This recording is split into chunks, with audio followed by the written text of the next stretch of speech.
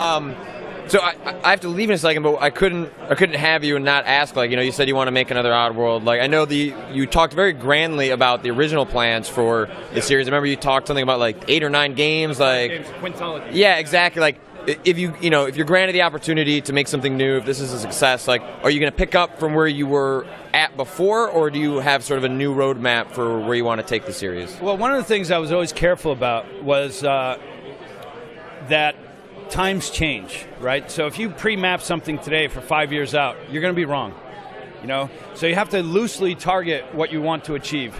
And in the beginning, you got to remember, even when we did Munch for Xbox, Microsoft, what they were saying was that who we need to beat is Mario, right?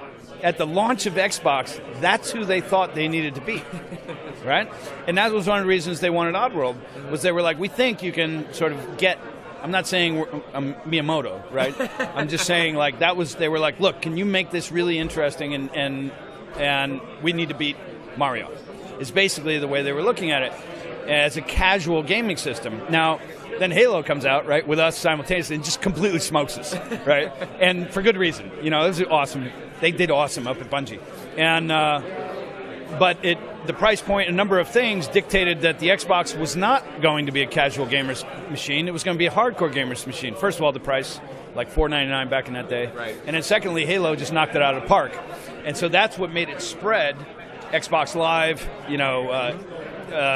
there was a number of things that made it spread. But I'm using that as an example to where you thought it was going to be a casual machine, it actually became the hardcore machine. And so if you were planning then, I'm just going back to 2001, the release of the Xbox, just imagine that. Mario was targeted as the game to beat. Right. And then Halo later, and you had a whole different, like, shooters could feel really great on console now, So to the quintology, I've known as a story arc what I'd like to have happen.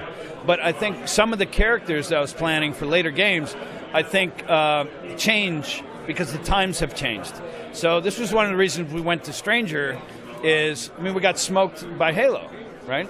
And it was like, how do we take what makes Oddworld special and bring more of what people are clearly showing they want? And at that time, people were clearly showing they wanted more action combat, they wanted more POV.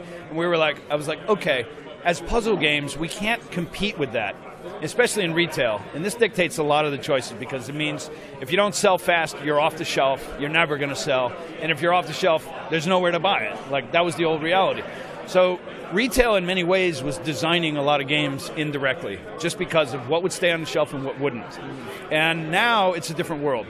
But that led to Stranger being like, if people want a shooter, how do we make Oddworld be a shooter without losing the soul of what makes Oddworld special? And I think Stranger achieved that. It did it in a creatively different way. But as we look forward, that wasn't originally on my roadmap for the quintology, but I felt like that was a game we had to make to basically stay contemporary with how these tides were changing.